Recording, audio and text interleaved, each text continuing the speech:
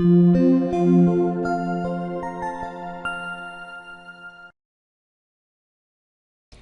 and welcome to Enterprise University. In this exercise, we will learn how to review and track our customer trading. From the customer detail form, we have additional tabs to review customer buying history and trends. We also have a tab to manage our customer credits properly. To view the information in these tabs properly, we will open a customer file linked to previous transactions. From the customer module, click on the customer menu and select Find Customers. Select the customer from the list to load the customer detail form.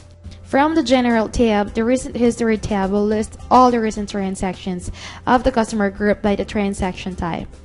We can drill down on the document to view full details to the transaction.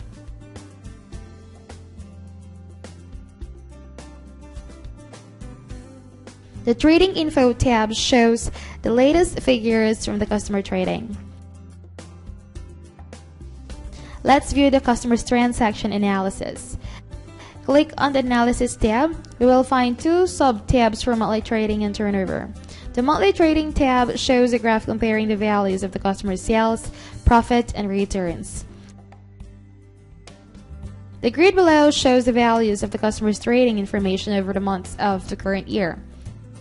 Let's go to the Turnovers tab. The Turnovers tab shows a chart analysis of the customer's turnovers or sales showing the comparison from the previous year and the current year. The Turnover Details grid shows the invoices and credit memos that the customer has accumulated over a specific period of time. The default filter shows the annual turnovers of the customer. We can choose to filter the documents shown in this grid by clicking on the More button. Primary details of each invoice or credit document, such as document code, document date, due date, references, total, discounts, date paid, outstanding, and base currency values are displayed. Each invoice is considered an addition to the turnover, while each credit memo is considered a deduction. That's why the credit values appear as a negative quantity or enclosed in a parenthesis. We can drill down on a document to view its allocation or payment history. If a large invoice is being paid in a staggered manner, paid in different payment methods, or is paid using available credits, we will be able to view all payments and credits applied to the customer invoice. Back in the Turnovers tab, we would be able to mark an outstanding document as in dispute. To do this, click on the In Dispute checkbox and provide a reason in the Reason column. The In Dispute mark and reason will appear in other grids in the customer detail form where this information may be present. Additionally, we can attach or view attachment to the customer invoice by clicking on the icon inside Attachment column. Next, let's view the customer transaction history. Click on the Transactions tab. This tab lists all transactions of the customer grouped by transaction type. Take note that we can record new transactions from the customer detail form. From the toolbar menu, we can find option to create a new sales code, order, and invoice. All the tabs contain the View Options section and date fields used to filter the records to be displayed. The view options are open, closed, and all. If open, the list will show all open or outstanding documents. All open transactions can be modified until they are processed and closed. If closed, the list will show all converted or posted transactions. If all, the list will show all open, closed, and voided transactions. The More button refreshes the display and gathers more data. Primary details of each document, such as document code, document date, due date, references, total, discounts, date paid, outstanding, and base currency values are displayed. In the tabs for invoices, receipts, and credits, we can drill down on a document to view its allocation or payment history. If a large invoice is being paid in a staggered manner, paid in different payment methods, or is paid using available credits, we will be able to view all payments and credits applied to the customer invoice. Likewise, we can view where customer payments and credits are applied. Let's view the customer's recent sales and look for trends in their buying pattern. The Recent Sales tab shows all the items bought by the customer and his complete buying history. The Recent Sales section lists the recent items bought by the customer and their details such as quantity shipped, sales price, unit margin, related invoice per sales order. The records can be filtered according to its status and true date using the options above the list. The items are shown from the highest to lowest number of items ordered.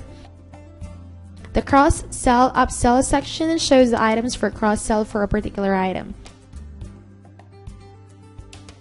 The Buying History tab shows the items bought by the customer and the breakdown of the sales amount by month and its totals.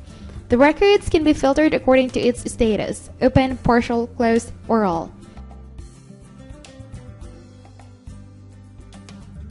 Let's go on to managing the customer credits and receivables. The Credits Receivables tab shows the credit information of the customer. From this tab, we can view previous attempts to collect current outstanding balances, mark transactions for payment, and record excuses and promises to pay. We will describe the sections in this tab.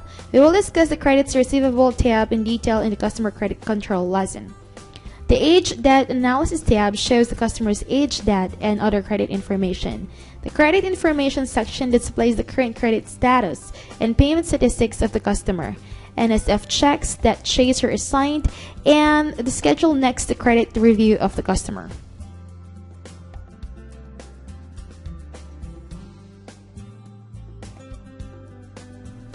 The Aging tab displays a graph which shows the aging of the receivables of this customer.